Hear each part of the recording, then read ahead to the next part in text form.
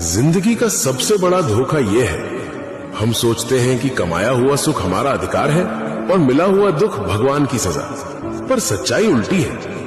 दुख वहीं भेजा जाता है जहां उठने की क्षमता हो, और भगवान वहीं ठहरते हैं जहां आत्मा हार मानने लगे। आज जो ये कहानी सुन रहा है, शायद तुम्हारे अंदर भी एक टूटा हुआ हिस्सा होगा। तो ध्यान से सुनो।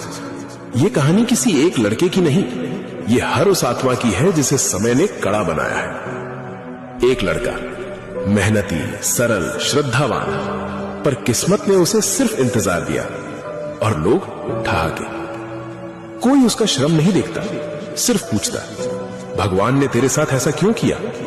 और एक रात उसने आसमान से फुसफुसाया, महादेव, क्या मेरी भक्ति अधूरी थी?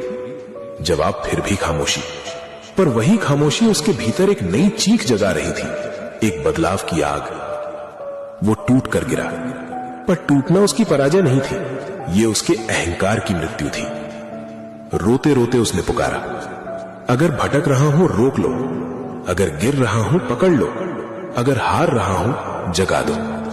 और पहली लकीर यहीं बदली, जब जिंदगी का प्रश्न क्यों मैं रूपांतरित हुआ, अब मुझे क्या सीखना है।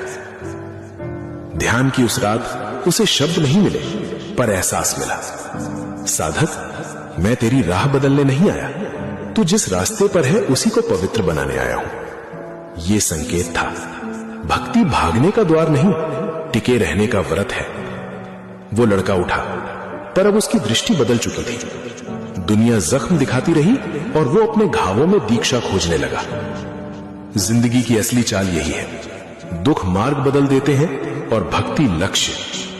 महादेव चमत्कार नहीं करते, वो इंसान के भीतर से पशु को हटाकर साधक पैदा करते हैं। जो राह टूटकर छूटी थी, वहीं से अब साधना का प्रथम चरण शुरू होता है। याद रखना, जिस इंसान को वक्त ने गिराया है, उसे भगवान थाम कर उठाते हैं, ताकि वो गिरने वालों को उठाना सीख जाए। भक्ति तुम्हें भागने नहीं देगी।